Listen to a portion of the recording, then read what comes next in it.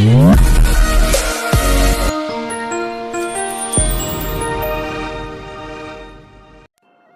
നമസ്കാരം. നന്ദു മഹാദേവയാണ്. അമ്മ അതൊരു അത്ഭുതമാണ്. അമ്മമാരെപ്പോഴും നമ്മളോട് പറഞ്ഞു തരാറുള്ളത് എവിടെയും നീ ഒന്നാമനാകണം എന്നല്ല, എന്നും മനസ്സിൽ നന്മയുള്ളവനാകണം എന്നാണ്. നമ്മുടെയൊക്കെ വാക്കുകൾക്കിടയിലെ മൗനത്തിൻ്റെ അർത്ഥം പോലും വായിച്ചെടുക്കാൻ കഴിവുള്ള ഒരു അത്ഭുത സെൻസറാണ് അമ്മമാർ.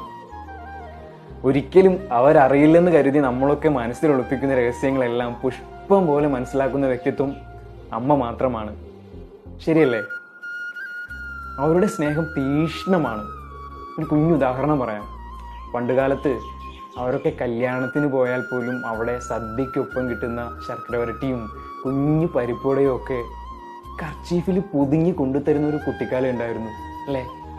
ആ സ്നേഹത്തിന് മുന്നിലൊക്കെ കണ്ണു നിറയ്ക്കാൻ മാത്രമല്ലേ നമുക്ക് കഴിയുള്ളൂ.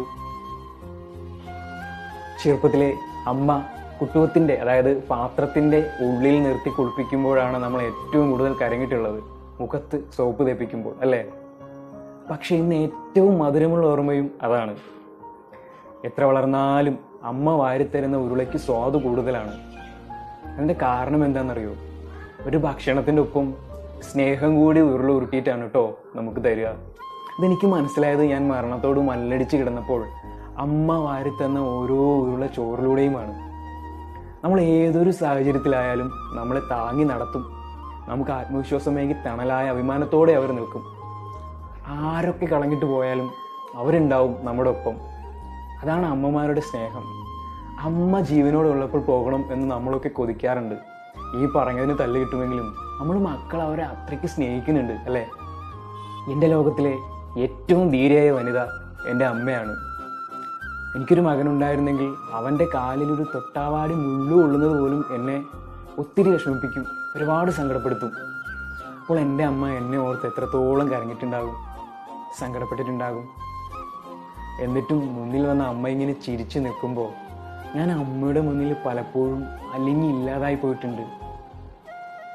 എനിക്ക് ക്യാൻസറാണെന്ന് അറിഞ്ഞപ്പോഴും എൻ്റെ കാല് നഷ്ടപ്പെടുമെന്ന് അറിഞ്ഞപ്പോഴും അമ്മ തന്ന ആ ഒരു പിന്തുണയാണ് എൻ്റെ ബലം. ലോകത്തിലെ എല്ലാ അമ്മമാരും അങ്ങനെയാണ്. തങ്ങൾ സ്നേഹിക്കുന്നവരുടെ സന്തോഷമാണ് അവരുടെ സന്തോഷം. നമ്മളൊക്കെ അവരെ ആശ്രയിച്ച് കഴിയുകയാണല്ലേ എല്ലാ കാര്യങ്ങൾക്കും.